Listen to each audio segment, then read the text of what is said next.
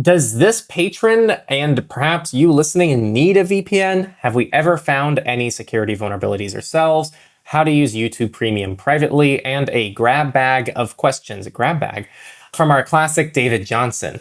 Grab bag means like a random collection. Not the words I would have chosen, but Nate picked them. Welcome to Surveillance Report 233 Q&A, where we answer questions from our amazing patrons who allow us to make this podcast for all of you. View and join the questions down below at patreon.com/surveillancepod or xmrchat.com/surveillancepod. Both of those are down there. You can already join the next Q&A right now before you even start listening to this.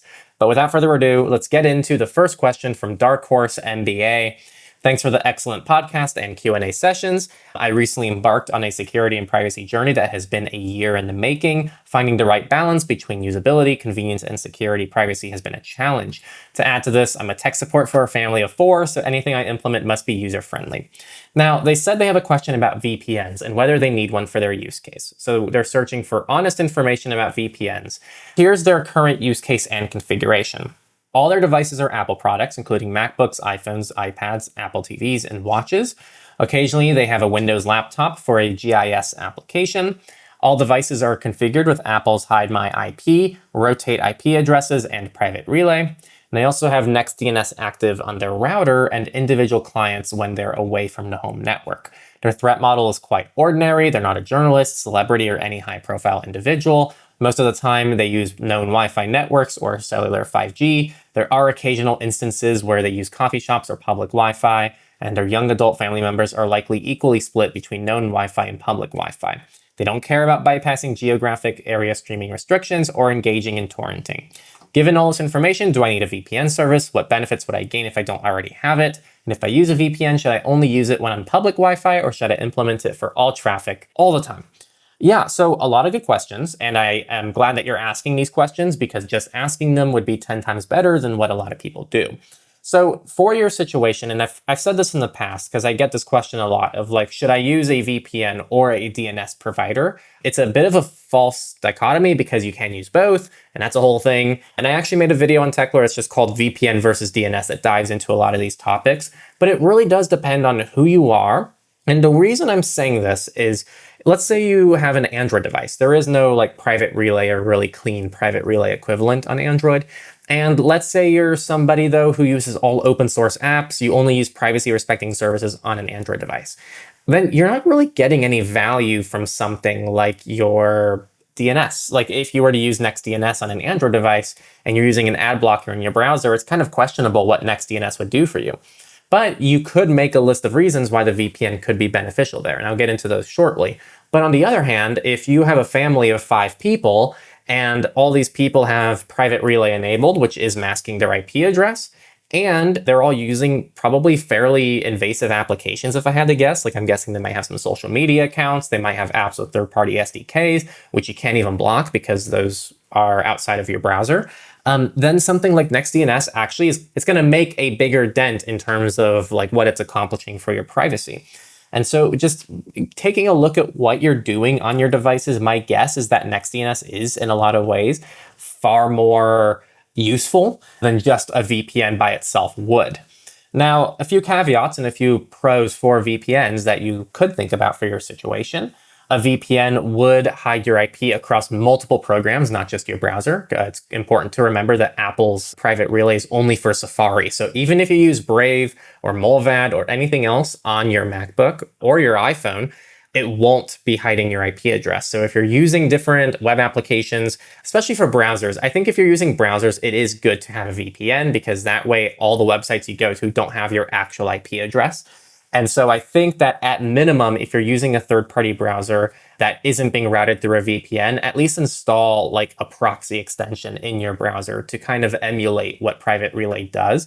And actually right now I'm using Proton VPN's extension in the browser as kind of something I've been tinkering around with. But to kind of summarize all my thoughts on this, I think it's important to ask like if the DNS side of things would be more useful for you instead of a VPN, and that's a good place to start and just see which one's more important. If you're somebody who uses a lot of more invasive third-party apps and for whatever reason you aren't able to get an ad blocker, then a DNS tool like NextDNS is probably more helpful. But if you're somebody who doesn't have that problem and you're just looking to protect your IP address on websites or perhaps in individual apps, then a VPN is also useful. But you can set up a lot of configurations where you can do both of them, which is kind of what you've done. Just make sure you're using Safari to get the benefits of Private Relay. And if you use another browser, you can see if there's a way to set up an individual extension for that browser to hide your IP address in the third-party browsers. I don't know if that directly answers your question, but those are at least my thoughts before I let Nate kind of give his feedback on this. Kind of similar to you, I have some thoughts on your situation specifically, but also some general thoughts to help you in your decision making. So the first thing that stuck out to me, you said searching for honest information about VPNs is like navigating a Game of Thrones episode. I wanted to point out that on The New Oil, our VPN webpage has links at the bottom to both Techlore's VPN toolkit and Windscribe's VPN relationship map, which if it is currently outdated, they told me they would be updating it within the next year or so, I think. So those are still really good resources to check out to kind of look for any conflicts of interest, and also get Techlore's VPN toolkit has so many different categories, so you can get as granular as you want, or you can ignore stuff you don't care about, and it'll tell you everything from what kind of encryption do they use, where are they located, do they promise not to keep logs, do they engage in unethical marketing, all kinds of stuff in there. I also wanted to touch on the, you say I mostly use known Wi-Fi networks. Occasionally I'll connect to a coffee shop or public Wi-Fi. This is largely outdated advice that keeps circling the internet because the internet is where bad ideas refuse to die. This mattered 20 years ago, maybe more than that even. However, nowadays, well over 90% of the internet, I think the last verifiable stat I found was 93, but it's probably even more now, uses TLS or HTTPS. And as long as there's an HTTPS encryption, I don't want to overstate this, but it's almost like your traffic is end-to-end encrypted between your device and the website. So there is still some concern there. It could still leak DNS records, I think, on the public router. There is the mild risk of a public malicious router. I've never seen that in practice, and I'm starting to think the more I go that that's probably something that used to happen back in the day before TLS was so popular, or alternately only happens with targeted attacks. And I certainly don't think is happening at your local Starbucks. That's not to say it doesn't serve any purpose, but it's largely very overrated these days. And then the last thing you said, given all this information, do I need a VPN service? iVPN has an amazing website called doineedavpn.com. And it's actually really hard to get a yes out of them. It takes you on basically a flowchart, an interactive flowchart, where it asks you yes or no questions, or what are you going to use a VPN for? And it's really hard to get it to say, yeah, you need it. First of all, it never says, yeah, you need a VPN. It says you might need a VPN in your situation. But 90% of the time, it says either no, you don't need a VPN, or you actually need something more hardcore like Tor. I think that's a really unbiased source to check.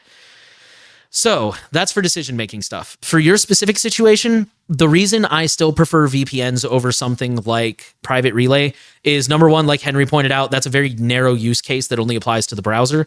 It's also a trust thing. I mean, I know you're already all in on Apple products, but who knows? Maybe one of these days down the road, you'll be like, you know what? Apple did something. I disagree with it. I want to start moving away from Apple. That stuff happens all the time with all kinds of companies.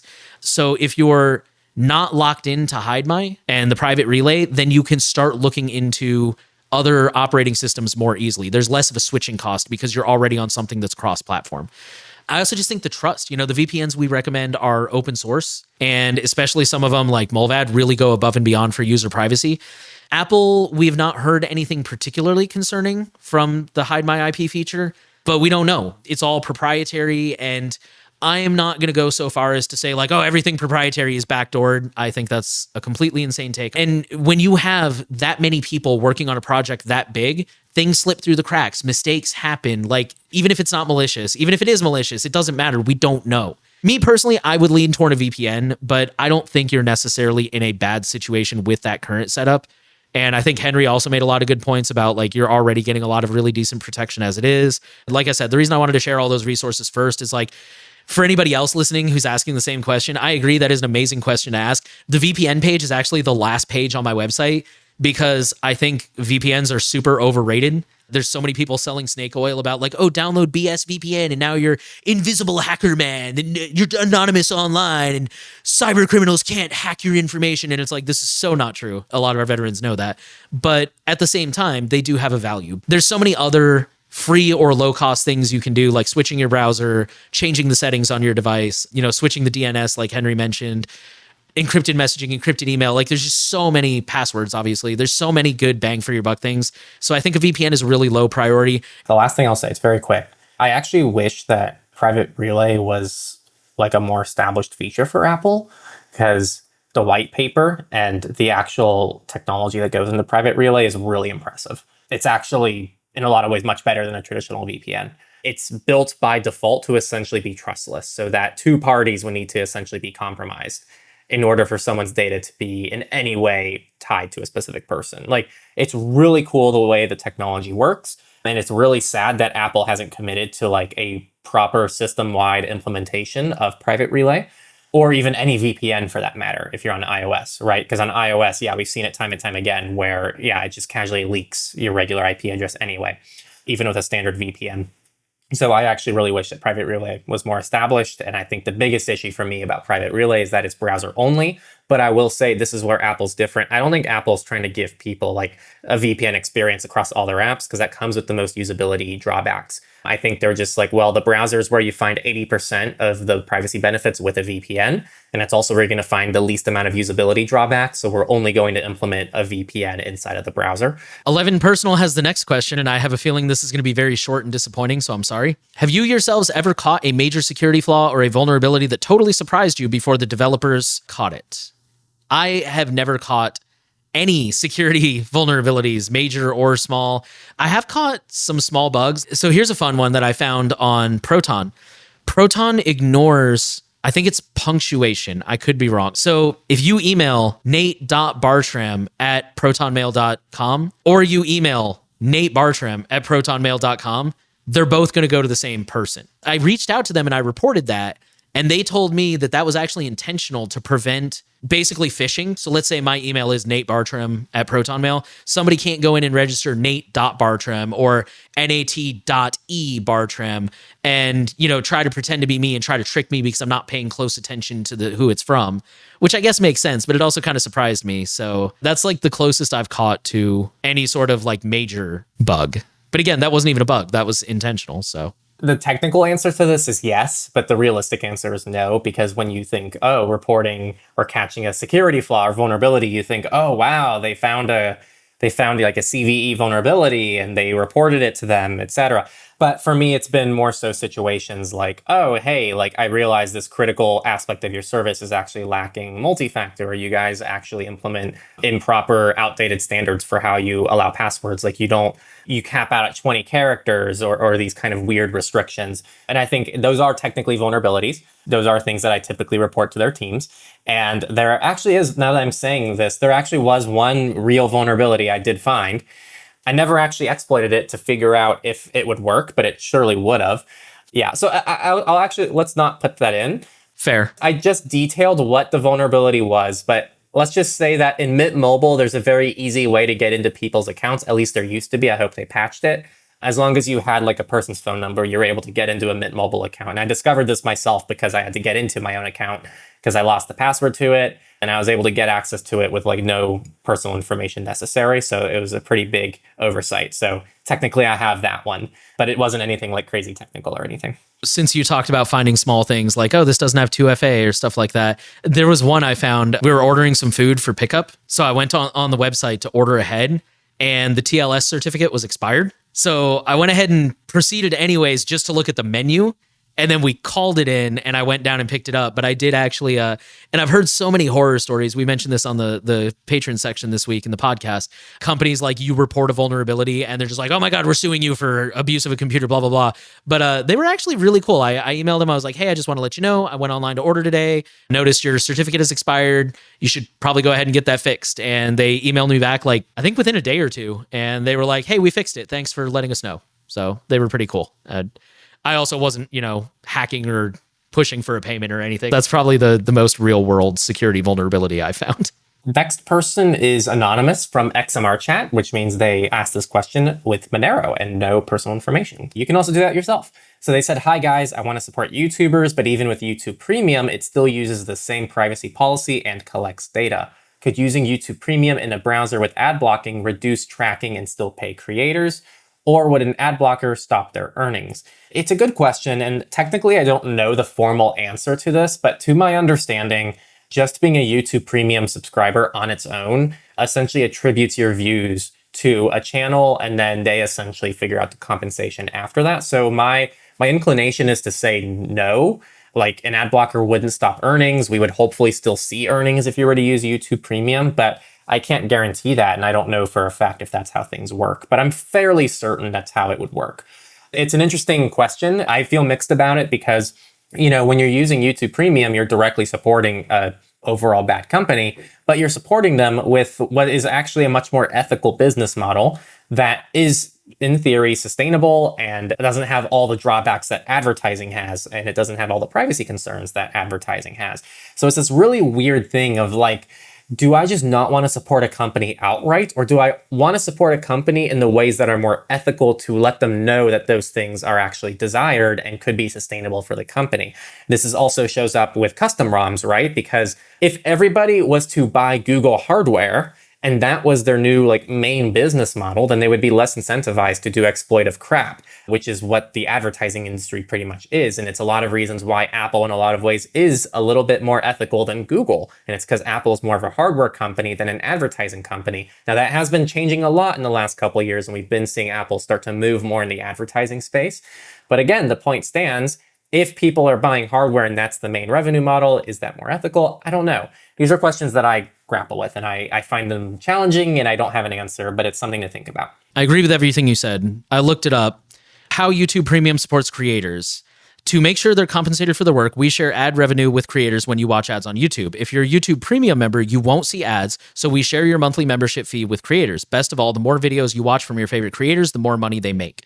So it didn't really go into specifics. I'm sure I could find it if I keep digging, but yeah, it's when you use Premium, you don't see ads. So even if you use an ad blocker, in theory, the more you're watching us, for example, because you're already signed in, YouTube knows exactly who you're watching and how much.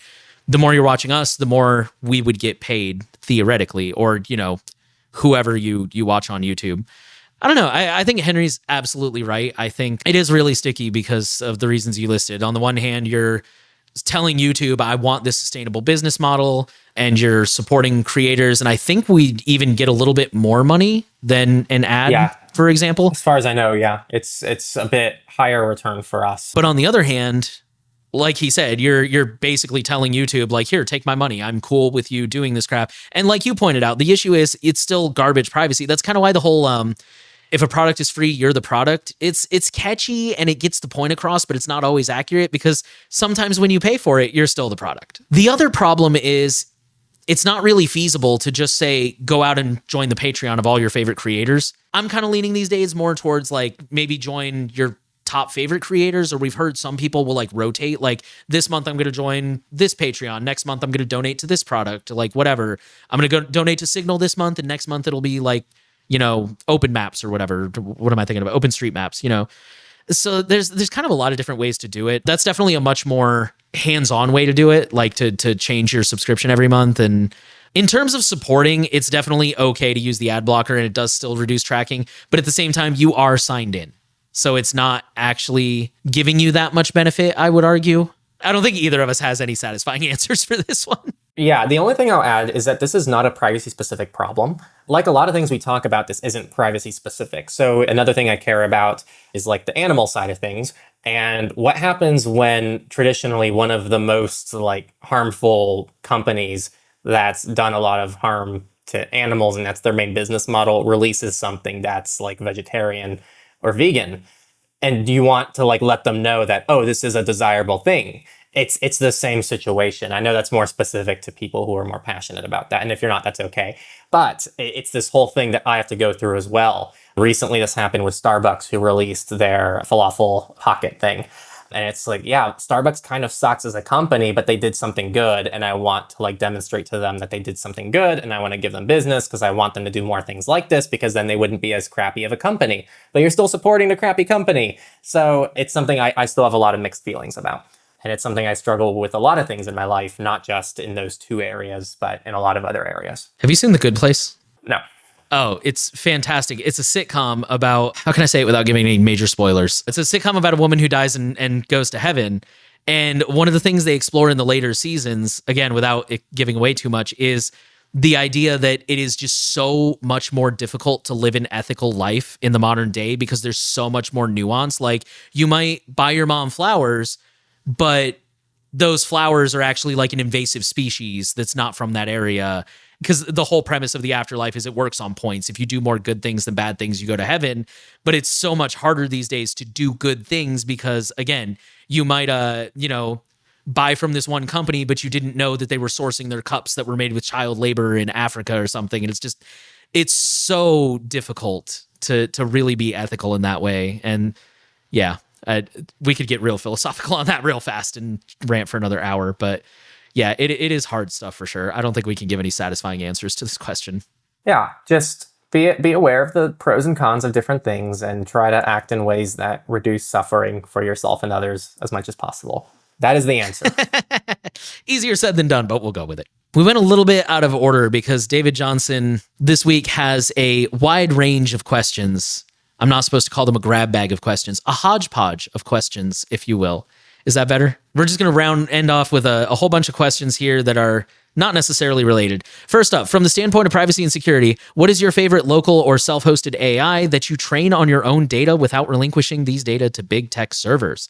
I don't know how much that you train on your own data caveat applies. I've actually only done that once. It just kind of as a test. I trained Llama using GPT for all on all my blog posts, and it took like an hour because I have like 200 blog posts.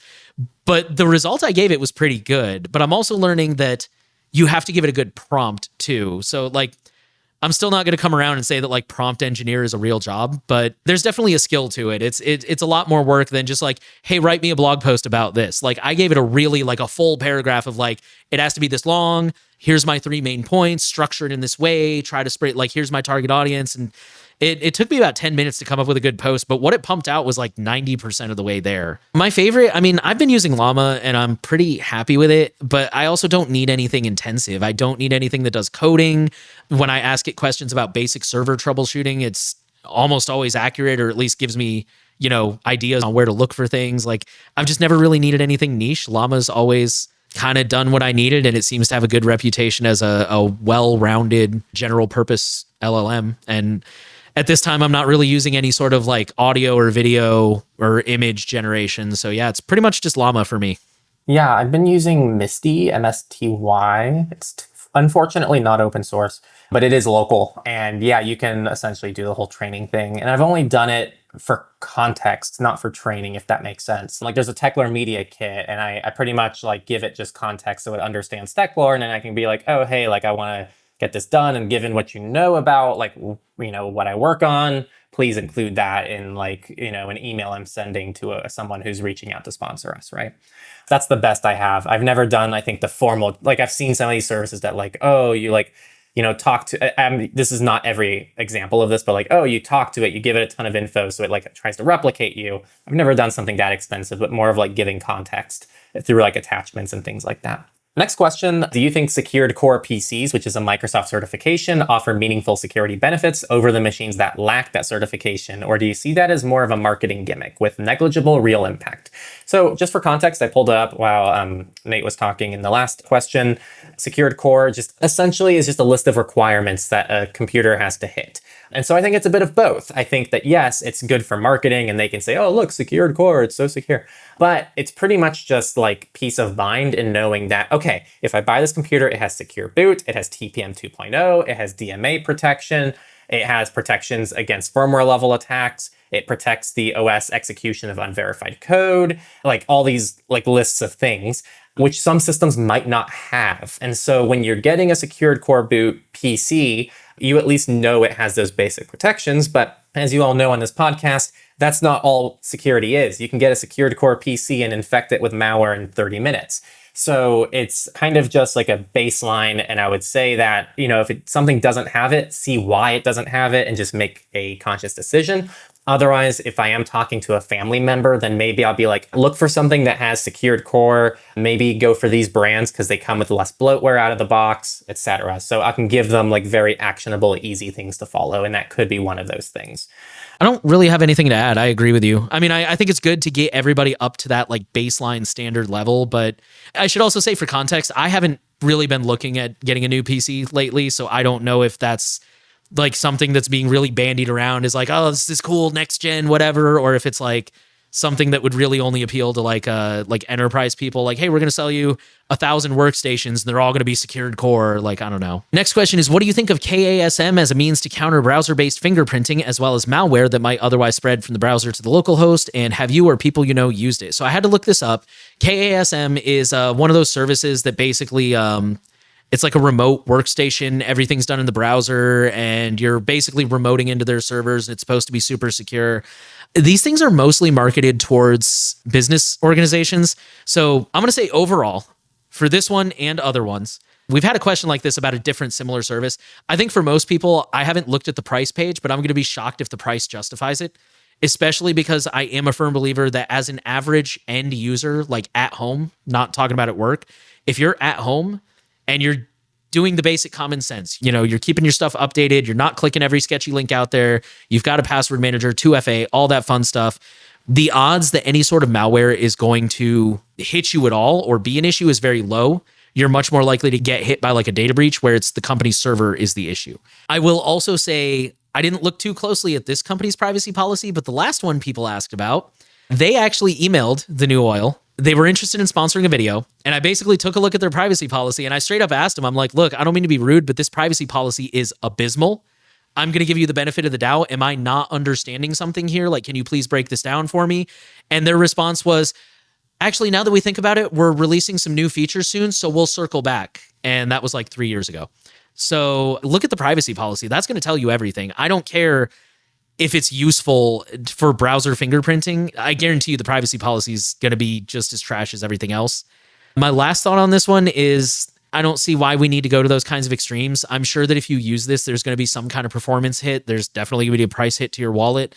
I think any additional benefit you get is going to be vastly offset by the amount of time and resources you're taking to basically remote into a virtual machine as you browse the web. I think you're going to be a lot better off just using Tor, just using Brave, just using Firefox with some settings tweaked. So these services essentially just migrate trust from your own browser to someone else's browser, which I think in a lot of ways violates a lot of the things we try to do from a privacy and security perspective, which is to put trust in your own hands. All of these services, there is no way as that I've seen yet that anyone's been able to do to like cryptographically guarantee that there's no way for them to collect your web queries or something like this. And I wouldn't use a service like this just for the purpose of avoiding browser fingerprinting. Like where I'm trying to go with this is I feel like it's far more likely that something privacy invasive is going to happen by using a service like this, not necessarily Chasm, but like if you use one of these, because there's tons of services like this out there. It's more than likely that they're collecting something they shouldn't than it is for like a major privacy scandal to happen because of browser fingerprinting in your browser. And we already have browsers you can use that do a decent job at countering fingerprinting. For fun, I put their privacy policy through Misty, the AI assistant that I have. And it said that areas of concern, so here's the areas of concern: third-party data sharing for public databases, marketing partners, social media platforms, and other outside sources for marketing purposes. They do have payment data handling, which is normally expected for things like this. They do have some tracking technology like cookies and stuff like that. I assume it's mostly for the website.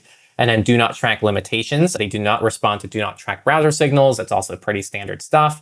And the overall assessment was it demonstrates above average privacy practices for a tech company. However, like most services, there are still privacy trade-offs, especially around marketing, data collection, and tracking technologies. This might be fine. It might mean the service itself is perfectly okay, but it's just worth mentioning that I just never feel like the sacrifice is worth it. Like I can't in good faith, if someone is coming to me and they go, hey, first off, if they just ask, how do I counter browser fingerprinting? I'm not going to tell them use a cloud browser that someone else controls.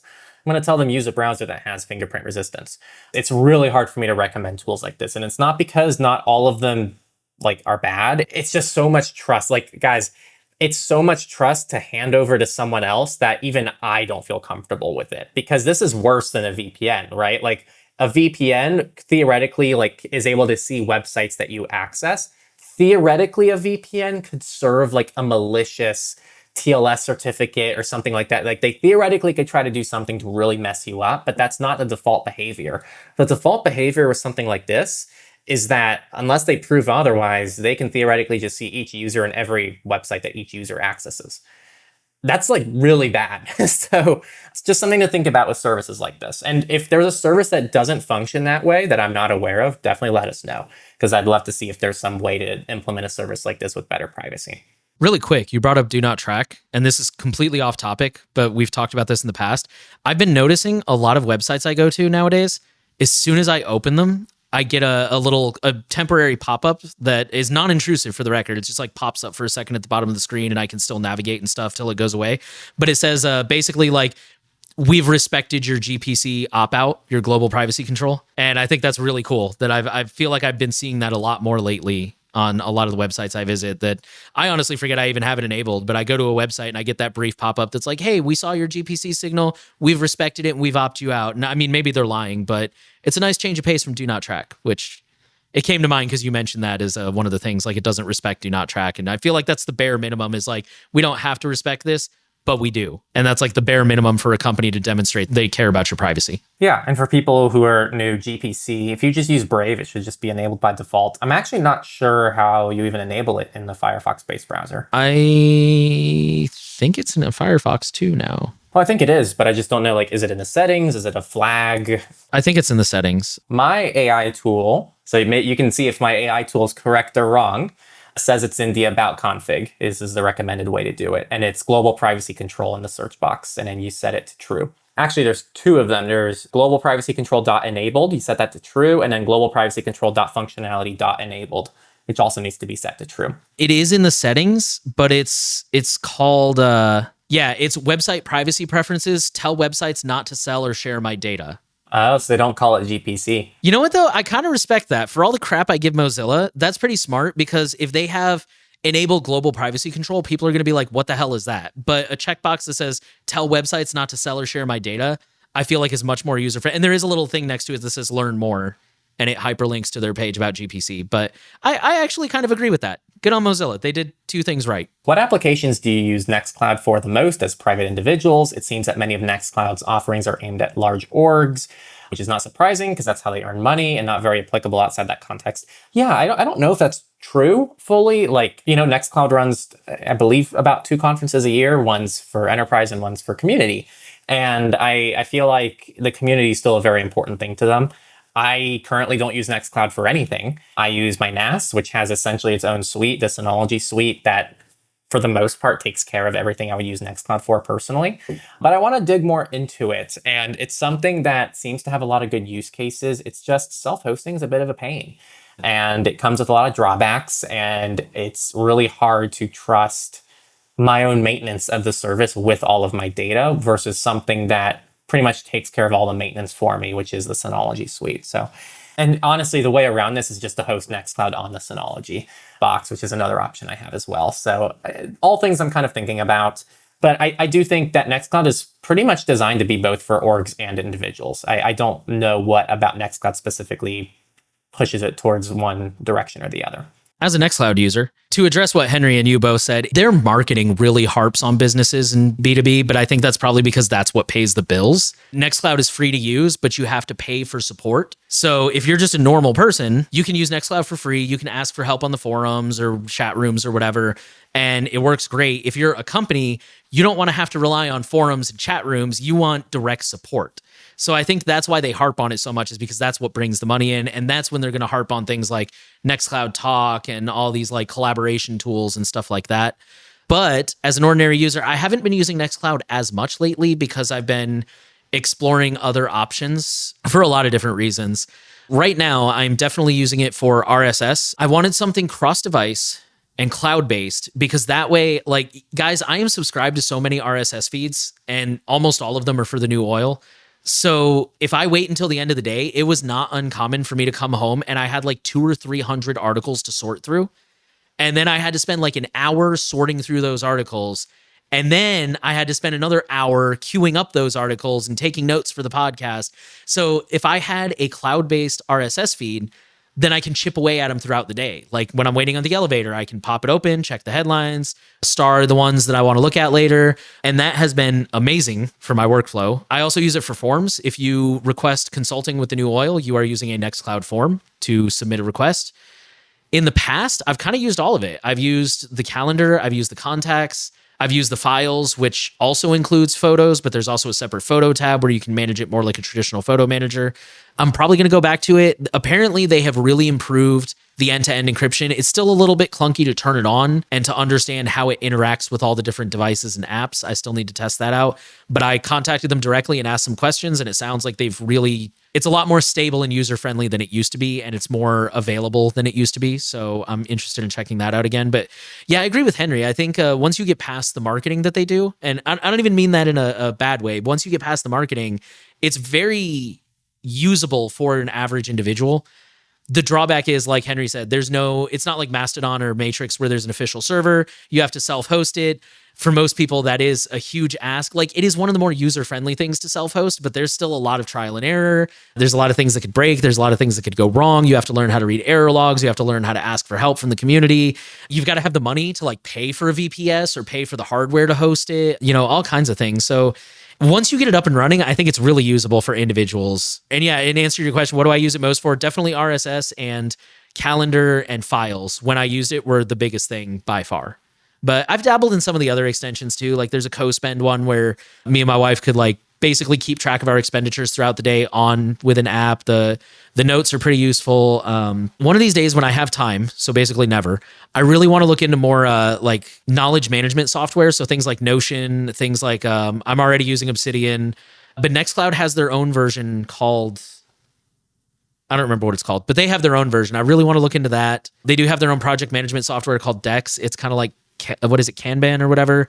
It's one of those project management softwares that I don't think I really need because I'm one person, but if I had a team, maybe I would use it. It's super flexible for sure, and it's got a lot of use, but those are the main things I use it for. Documents, calendar, RSS. Next question is, what do you think of privacy of e-commerce that uses Shopify? Basically, it's nearly universal. A lot of people use it, and because it is so big, it's probably better compared to like just some scrappy startup that maybe doesn't have a lot of money or doesn't have a lot of funding. But on the other hand, there are concerns about, data breaches and centralization. So yeah, I think you hit the nail on the head. I've never used it, but from what I understand, it's very user-friendly. It's very easy to get started. It's very inexpensive. But at the same time, yeah, I think the privacy is probably not that great. I haven't looked at the terms of service, but I'm just going to go out on a limb and say that. A lot of people don't like Cloudflare because of privacy reasons. I don't like them because of centralization reasons. We've had several times now that Cloudflare has pushed a bad update and crashed like a third of the internet. And I really don't think that's smart for any service to be that centralized. But unfortunately, a lot of the time, people who are using Shopify, that's kind of your only option, is they use Shopify and you can either buy it from them or not use it at all. It's not like a Lenovo where it's like you can buy it on Amazon, or you can go to Target, or you can go to an electronics store, or you can go to like so many other places. It's more like a band shirt, or not even, because at least bands tour. It's more like a band. It's more like a small band from a country you don't live in. That it's like you can buy it online, or you can just not buy it. Yeah, this reminds me of a question I used to get a lot more. I think PayPal's becoming more and more relevant. Like, how do I feel about PayPal? And pretty much my take was that PayPal was actually, security-wise, probably a lot easier to trust than having to give your actual debit and credit card over to hundreds of websites. Instead, you can just check out with PayPal, and that way the seller never gets your actual card number. So in some ways, it's a bit safer. But then, yeah, it's centralizing all your data into one place. So that's just something to think about. It's kind of the drawback here. And one thing I'll say is, this isn't to be like, because I know a lot of people won't be in my situation, but if you are in the US, this can be a non-issue, because this is a non-issue for me, because I have a box that I can ship things to that is just an address. That's not my address. I can send it to any name. I use privacy.com and all the things we talk about in this podcast. So you can make it so that you kind of get the best of all worlds, which is you have a very secure experience, very usable, very universal. So it's the same experience each time. And also you can ship to whatever the hell you want. You can use any data you want. And typically you won't stumble on any issues with that. Sometimes I'll have a random website that'll be like, oh, we flagged your account for fraud. 1 out of 10 of them reach back out to me via email and go, hey, just wanted to confirm you're a real person. And then I say, sure. And then they send it to me anyway. The other 9 out of 10, they don't do anything. They just don't let me purchase the thing. And then I just go buy it somewhere else. That probably also uses Shopify, because I think there's some internal settings that people can configure for fraud detection and stuff. So one website can be totally cool if you're buying something and one might not. So that's my experience that I can share. You go all the way to Europe to buy it in person, right? Yes, and sometimes I do just fly to Europe and buy something in person because no one is shipping it and allowing me to buy it, which is the case for some of my winter gear, which is better to just buy with cash in the Nordics. So the last question of the week is, what do you think is the best Linux application to index and be able to search the content, not only the file names of text-containing files like docs and PDFs? I'm gonna be real, I'm not fully sure. I feel like there's a huge shortage of like really good PDF management tools on Linux that includes things that allow you to edit PDFs, that allows you to search through PDFs, etc. So my best guesses for this, as someone who just kind of gave up on PDFs on Linux because it was so bad, see what the browser tools are like, right? Those are always getting better and better, and I believe there's even some cool things that might do similar stuff like this. So see what your browser can do. If not, actually kind of a new best friend is you can use something like Jan AI, and it's open source. You can also use GPT for all, I believe. So you can actually use these tools, and a lot of them accept PDFs, and it will actually go through and you can, ask it specific prompts. So this is a very genuine, good use case that you can have for open source, offline AI models that actually makes your life a little bit better. So those are kind of the two things I can think of that could help out. I think he's talking about an actual search. I don't think he's talking about parsing the document. I think he's saying if you've got 100 documents on your computer and you want to know which one talks about chocolate. Yeah, I know. Interesting. Okay. Yeah, like Jan AI and the other one, you can essentially like add those as attachments. Like GPT for all, I think they call them collections. I forgot the name, but essentially like you upload all the documents to it, and then you can ask an AI model like, hey, which document in what page number does it reference this word? And so like you can repurpose AI tools for stuff like this. And unfortunately, that seems to be more effective than literally any PDF tool anyone's ever created for Linux, which is really depressing and would be really well received on the Linux front because there is no real Linux PDF management that I've been able to find, like, ever. That's not some like really sketchy, weird thing that is like, oh, I don't know if I want to install that. So I guess Henry has the best answer for that one, because honestly, this is not an issue I have very often on Linux or Windows or anything. I'm usually pretty organized with my files, and I know where they are or where they should be. And if they're not there, then I know the other place that they probably are, and I usually know what I'm looking for. So must be nice to be neurotypical and have that kind of organization, I guess. I don't know. But yeah, this is like I've run into this issue once or twice on Windows, but this is pretty rare for me to and on Linux too. But it's pretty rare for me to have this. So I've never really had need to find an actual solution because it comes up so rarely. It's just not worth the time for me. That's going to wrap up our Q&A this week. Definitely a longer week, but a lot of good questions. So we want to thank all of our patrons for being active, asking us good questions, and hopefully we gave you good answers. And again, kind of the highlights were like, do you need a VPN? What does that look like? If we've ever found security vulnerabilities, how to use YouTube Premium privately, and a grab bag of questions from our classic David Johnson. So thank you all for tuning in. Thank you for asking questions again. And we really appreciate all of your support that you're giving our podcast and making it possible. And I know that one of you asked, about YouTube Premium, but you're doing even better than that because you're directly contributing to what we do. So that's always the best thing that you can do for us. So we really appreciate it. You can join next week's Q&A down in the description. And we'll see you guys next time.